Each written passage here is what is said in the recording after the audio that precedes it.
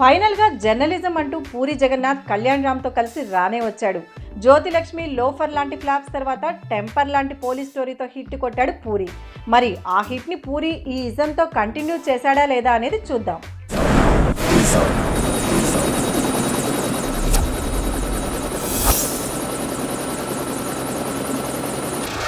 ముందుగా స్టోరీలోకి వెళ్తే అన్ని కామన్ కమర్షియల్ స్టోరీస్ లాగే ఇక్కడ కూడా మన హీరో కళ్యాణ్ రామ్ ఇండియాలో మన రాజకీయ నాయకుల వల్ల జరుగుతున్న కరప్షన్ని ఆపి ఇండియాలో పేదరికం అనేది నిర్మూలించాలని అనుకునే యువకుడు. కానీ ఇక్కడ ఈ స్క్రిప్ట్లో పూరి తీసుకున్న మెయిన్ థీమ్ జర్నలిజం.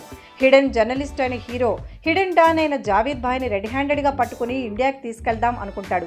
అలాగే ఇండియాలో జరుగుతున్న అన్ని సీక్రెట్ స్కామ్స్ని తన వెబ్సైట్ ద్వారా లీక్ చేస్తూ ప్రజలకు మంచి చేద్దాం అనుకుంటాడు. కానీ ఒక పాయింట్ ఆఫ్ టైంలో పోలీసులు ఇలా చేస్తోంది హీరో అని తెలుసుకుని అరెస్ట్ చేస్తారు. మరి ఇంతకీ ఆ బ్లాక్ మనీ ట్రాన్స్ఫర్ అయిందా లేదా, అసలు హీరో ఇవన్నీ ఎందుకు చేస్తున్నాడు, జావేద్ భాయ్ హీరో మీద పగ ఎలా తీర్చుకున్నాడు అనేది మిగతా story. I duck you, I duck him, I duck everyone.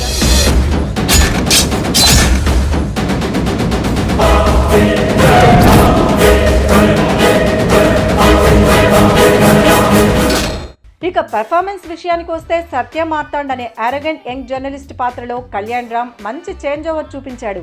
కెరీర్లో తొలిసారిగా 6 ప్యాక్ ట్రై చేశాడు ఈ నందమూరి హీరో. మంచి టోన్డ్ బాడీతో మాస్ని ఆకట్టుకునే ప్రయత్నం చేశాడు. కళ్యాణ్ రామ్ కొడుకైన శౌర్యరామ్ ఈ మూవీతో బాలనటుడిగా మారాడు. ఇక మూవీలో హీరో చిన్నప్పటి క్యారెక్టర్లో శౌర్యరామ్ నటించాడు. ఇక ఈ మూవీలో జావేద్ భాయ్ క్యారెక్టర్ చేసిన జగపతి బాబు తొలిసారి డాన్గా నటించి సక్సెస్ అయ్యాడు. అలాగే ఈ మూవీలో హీరోయిన్గా జావేద్ కూతురిగా నటించిన అదితి ఆర్య తన అభినయంతో ప్రేక్షకులను ఆకట్టుకుందనే చెప్పొచ్చు. ఇక అవినీతి పరులైన పొలిటీషియన్స్ లాగా పోసాని, జయప్రకాష్ రెడ్డి పర్వాలేదనిపించారు. ఇక కామెడీ విషయానికి వస్తే మూవీ ఫస్ట్ హాఫ్లో వెన్నెల కిషోర్ తనదైన శైలిలో నవ్వించే ప్రయత్నం చేశాడు. ఒక మిడిల్ క్లాస్ ఫాదర్గా తనికెళ్ల భరణి, ఇంకొక చిన్న క్యారెక్టర్లో అజయ్ ఘోష్ వాళ్ళ క్యారెక్టర్స్కి న్యాయం చేశారు.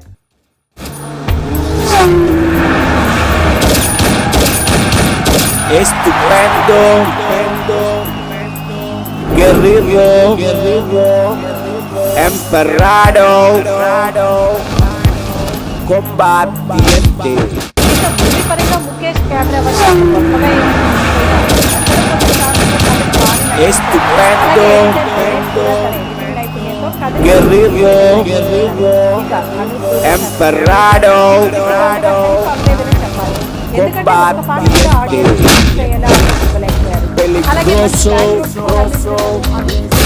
torriro y el villano. Prepararse. सब निकाल दूंगा, नंगा कर दूंगा.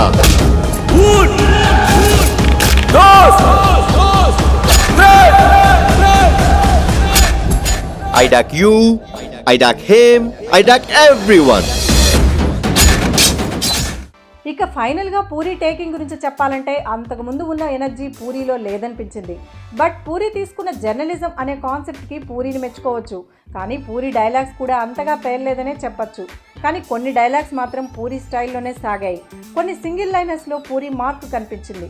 అలాగే కొన్ని సీన్స్లో పూరి టేకింగ్ కెమెరామెన్ గంగతో రాంబాబుని తలపించింది. అలాగే క్లైమాక్స్ కూడా కొంచెం టెంపర్ స్టైల్లో తీశాడని చెప్పచ్చు. మొత్తంగా ఈ మూవీకి ఉన్న ప్లస్ పాయింట్స్ చూస్తే Kalyan Ram change over, climax, dialogues, journalism background, court scene.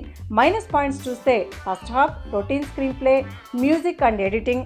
ఓవరాల్గా జర్నలిజం బ్యాక్గ్రౌండ్తో వచ్చిన ఈ ఇజం ఆడియన్స్ అంచనాల్ని అందుకోలేదనే చెప్పచ్చు.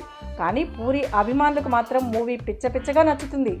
ఏది ఏమైనా కానీ పూరి మాత్రం తన నెక్స్ట్ మూవీకి కొంచెం ఎనర్జీతో వర్క్ చేసి మళ్ళీ ఫామ్లోకి రావాలని కోరుకుందాం.